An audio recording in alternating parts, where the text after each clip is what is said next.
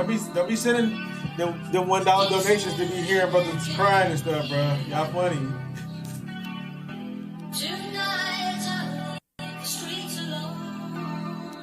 Oh. Purchase your tracks. People wonder about me, just know that I'm copacetic. The way that I be talking, they think I'm on psychedelics. They say I fell out due to me having different perspectives. All the knowledge I've been dropping, my niggas know it's effective. All esteem to my Abba, he know that my heart is pure. Truth be told, faith and obedience is what got me here. Not to mention all the work I put in over the years. Somebody tell these folks stop playing with me, cause they know what it is. I've always been different, always been a special kid. My mama used to tell me all the time that I was heaven sent. Always thought outside the box, always asked a ton of questions. I discovered early on that my mind was my greatest weapon. As a kid, I made plenty mistakes. Living with no guidance, I was harboring so much hate. For the one who shared with my mama some of his DNA. When I needed him the most, his brother up and walked away. Fast forward to today, I'm still trying to find my place in this lonely walk of mine. Tears running down my face, cause everybody say they love you till y'all have a disagreement. Then they cut you off and turn their backs on you for no reason. Put your trust in human beings, they'll fail you every time. That's why I put all my love and trust in the Most High God. I'm too real, never been the type to jump on bandwagons. I be with the underdogs, the ones who've been outcast. I've been dropping so many bangers, the spirit left who. Inyarachaa ain't never switched up. That was all of you, dressing up, playing church, being fake. I refuse, self-righteous, closed-minded, prideful man, what truth? Y'all addicted to that vainglory, spiritually stunning, regurgitating all the same stories. Ooh-wee, here go Inyarachaa being controversial. A reminder to myself, this world don't deserve you. Hey. Okay.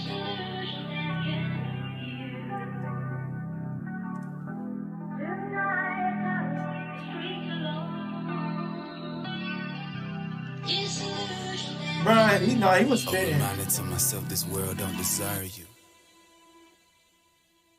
Okay, nah, that brother was talking, bro. He was talking though, for real.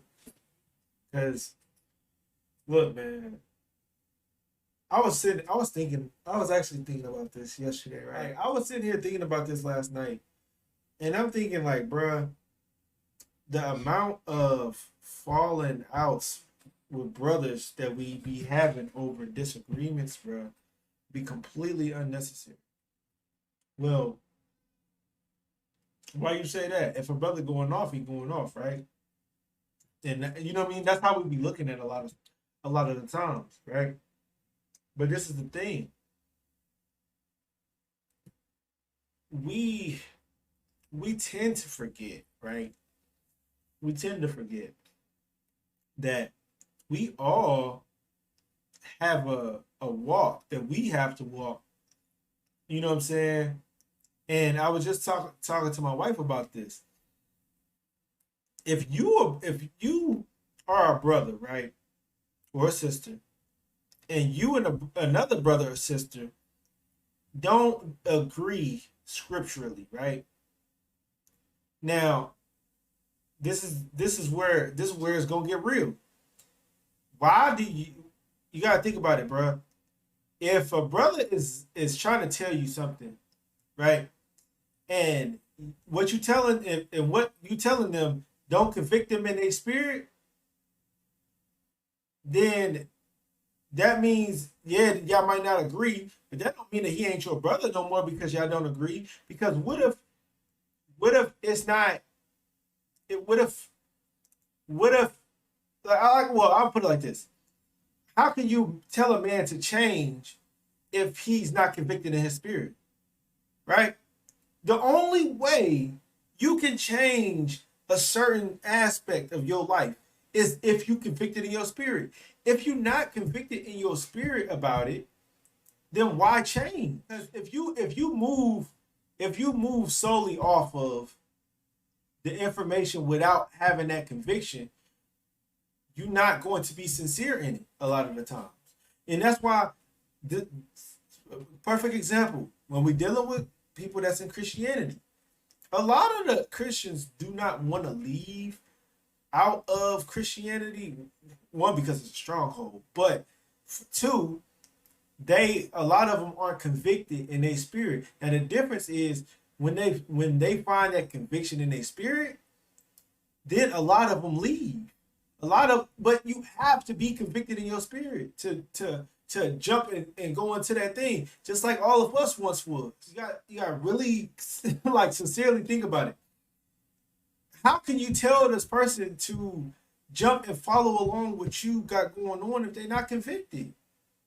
If they're not convicted, all of us, bro. It's a lot of us that when we was first told about the truth, we shunned it. First told, you know what I'm saying? First told about the laws and commandments, we was like, keep these laws, we do it, right? But then the only reason why you came into the walk was because the things that you was hearing convicted you enough in your spirit to say, you know what, I need to change.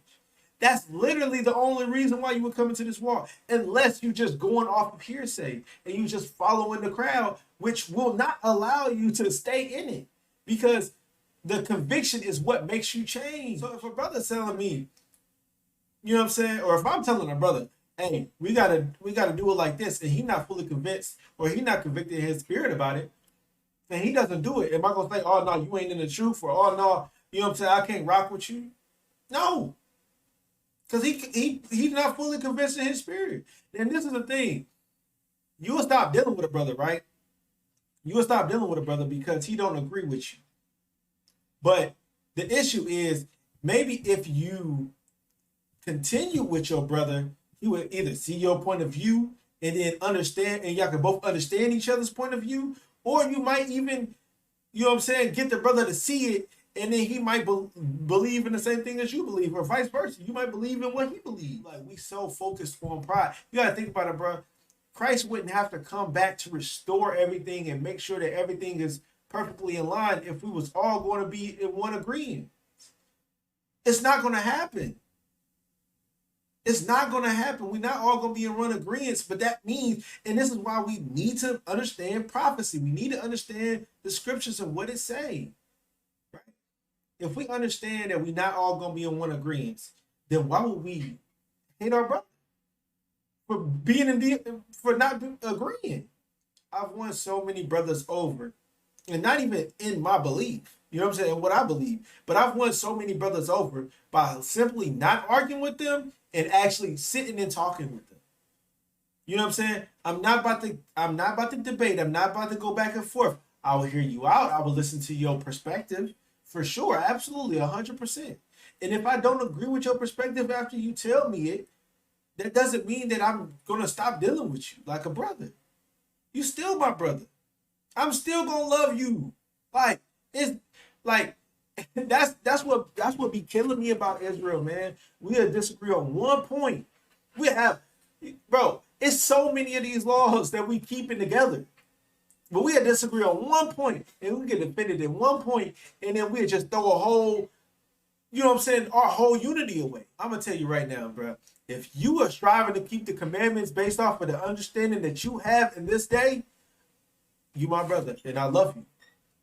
Even if you're not keeping the commandments. You know what I'm saying? Even if you're not keeping the commandments, you still my brother, and I will still deal with you. I'm going to still talk to you. I'm going to still, you know what I'm saying, try to make, you know what I'm saying, connections with you, because at the end of the day, you still my people, regardless of the belief, the difference in belief. You know what I'm saying? You trying to serve the Most High, I'm trying to serve the Most High. Keep going, keep praying, study hard, free yourself, yeah. You've been praying for me, I can tell, yeah. I felt a boost of virtue out of nowhere.